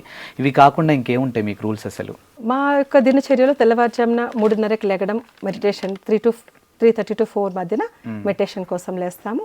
తర్వాత డేలో క్లాసెస్ చేస్తూ ఉంటాము. మెయిన్గా వచ్చేసేసి మెడిటేషన్ చేయడం ఒకటి, సాత్విక ఆహారం ఒకటి, బయట వెళ్ళి స్కూల్స్ కాలేజెస్ అన్నిట్లో సేవలు చేయడం ఒకటి, తర్వాత మా యొక్క సాత్విక ఆహారము, ఈ యొక్క యూనిఫామ్ సమర్పిత లైఫ్లో ఈ యొక్క యూనిఫామ్ వేసుకోవడము, ఇలాంటి సింపుల్వే ఉన్నాయండి. ఓకే. ఎస్, మాకు ఇంత టైం ఇచ్చి మాతో ఇన్ని విషయాలు షేర్ చేసుకున్నందుకు థ్యాంక్ యూ సో మచ్ అమ్మా. Thank you so much. Om Shanti. Yes. So చూసారు కదా, బ్రహ్మకుమారిలుగా కావాలంటే లేదా బ్రహ్మకుమారి సంస్థలో ఉండాలి అంటే ఎలాంటి ఉంటుంది ఏంటి అనే విషయాలు ఇప్పుడు మనతోని షేర్ చేసుకోవడం జరిగింది. ఇది ఒక వర్షన్ అయితే, ఇంకో వర్షన్ నుంచి కూడా ఇప్పుడు కొన్ని అంశాలు నెగిటివిటీ వస్తుంది కదా, అది కూడా మనం చూసాం సోషల్ మీడియా వేదికగా. మరి దానికి కూడా అమ్మ సమాధానం చెప్పారని మనం అనుకుంటున్నాం. బట్ చాలామంది ఏంటి, ఒక వర్షన్ వింటే సరిపోదు, ఇంకో వర్షన్ కూడా వినాలి అని అంటారు కదా. మరి ఇప్పుడు మేడం చెప్తున్న దాని ప్రకారం చూసుకుంటే వీరేందర్ దీక్షిత్కి సంబంధించి లాంటి వాళ్ళ వల్లే మాకు ఇలాంటి చెడ్డ పేరు వస్తుంది తప్పితే వాస్తవానికి మేమేంటో మాకు తెలుసు అన్న వేలు ఆవిడ చెప్తూ ఉన్నారు. మరి మరో వర్షన్ ఏంటో వినే ప్రయత్నం అయితే చేద్దాం. మరో గెస్ట్తో మళ్ళీ కలుద్దాం. అంతవరకు సెలవు, నమస్కారం.